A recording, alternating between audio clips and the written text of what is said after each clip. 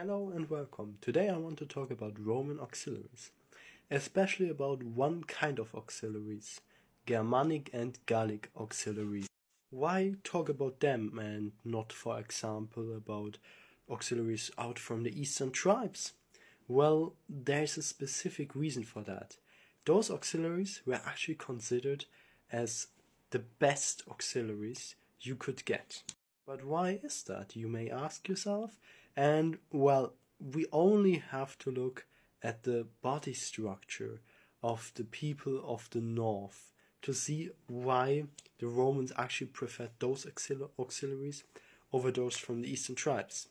The Germanic and Gallic people were often way taller than the Romans and had more muscles, just put it that way.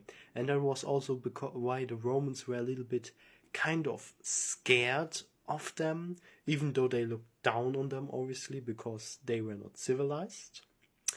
But they were kind of scared of them because they knew the Germanic and Gallic people were stronger and bigger than them. And that is also why they really wanted them as soldiers for Rome, because they were like, hey, when we disciplinize those strong, tall men, we would have like a formidable force to actually defeat other barbarians, because our barbarians would obviously be the better ones, because they would fight in the Roman way with civilized tactics and superior weapons.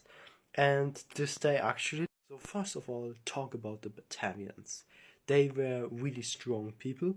They were located in today's Netherlands and Germany, and the Romans were really impressed. So they got Roman auxiliaries. They had to send to the empire men, therefore they could be kind of independent. They didn't have to pay that high taxes. Instead, they sent men to the Roman Empire. And funny enough, just in side note, the Batavians also were like the emperor guard. Basically, it has different reasons. First of all, because they were great fighters, they were strong, tall men. And second of all, because they didn't speak Roman or Latin, if we want to put it that way. So they didn't really understand the people that were just there, being there, just talking to them. And that was actually in fear of the emperor. He was like, I want like a guard that is only loyal to me and that can't really be corrupt, because we know the Praetorians took money to support another emperor and maybe even kill the emperor. The Batavians weren't like that. They literally fought to death for the emperor because they did not understand. They did not understand the language other were speaking to them, so no one could tell you, I give you that much gold if you kill the emperor.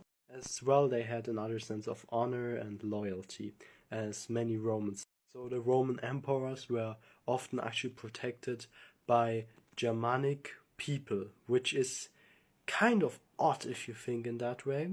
But back to the auxiliary. Basically, what made them so impressive was they were excellent riders. They were on horseback. Not all were on horseback, but there were cohorts where they were on horseback and some where they were infantry.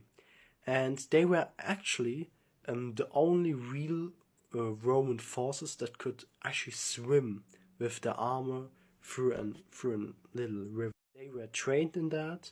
Thus, they were way faster than the normal legionaries going through rivers, which was a real advantage in battle. You can see that especially because they were actually in the Roman conquest of Britain. There were also Batavi soldiers, and they landed a surprise attack on the Britons that were basically behind the river. In the night, the Batavi swam through the river and attacked the Britons that did not expect that at all, because they thought, yeah, there's a river between us, they won't come there at night. And they attacked them, and thus cleaning like a little bit like a beach and foothold for the Roman soldiers that just followed them, and then they could actually attack the Britons at the other side of the river. This resulted actually in a victory. But there's also a downside. Even though the Roman legionaries respected them and said, yeah, they are great fighters, absolutely. There's like this downside, and that's how disciplined they actually were. And this you can see because after in battle against the Britons, they actually ran mad and out of control and just followed the fleeing Britons, even though their commander said like, yeah, stay here, you won't follow them, because they kind of followed them into forests and territory where they, as cavalry especially, should not be too fast. And they just run after them, and that actually resulted in some casualties, because the Britons just could kill them from behind trees, etc. And that was actually kind of the downside. They were not as disciplined as the Romans in the and they actually stopped existing at some point. Why was that? Well, that was because of a revolt of them. What happened was basically they were not happy anymore with how the Romans treated them, with sending so many soldiers, because the Romans had like huge losses, so they wanted more and more men. So the Barbarians were like, nah, we don't want to send you anymore. But the Romans pressed on. What happened was a revolt. I will do another video about that, because that's like a real big topic actually. It is not so often told about, but it's basically the revolt after Nero's death, and basically the three emperors here. And this is actually really interesting, because basically there's then a final battle where the Barbarians fought against the Romans, many Roman legions, and there you can actually see like the fight off in the end, because there were also these Barbarian auxiliaries that revolted, and they fought against the Roman auxiliaries and basically destroyed them. They absolutely destroyed them. But afterwards, that was the Roman tactic. They sent the auxiliaries in, and as they got destroyed, the Roman legionaries joined force and attacked. And there you can see the Barbarian guys, they fought already, and they were tired because they completely fought like half a day against the Roman auxiliaries, defeated them, and then the fresh, heavy armored legionaries came in. And there they actually fought then again, and this time the Barbarians lost then against them, because as I said, they were already tired, and they were, even at the start of the battle, the Romans were way more soldiers than them. There were multiple legions just attacking. And yeah, this was actually the kind of the end of the revolt. They got defeated, and only few could flee actually from the Romans. And after this, the Romans were like, nah, we can't risk it, have them really like as auxiliaries anymore. So they kind of stopped existing.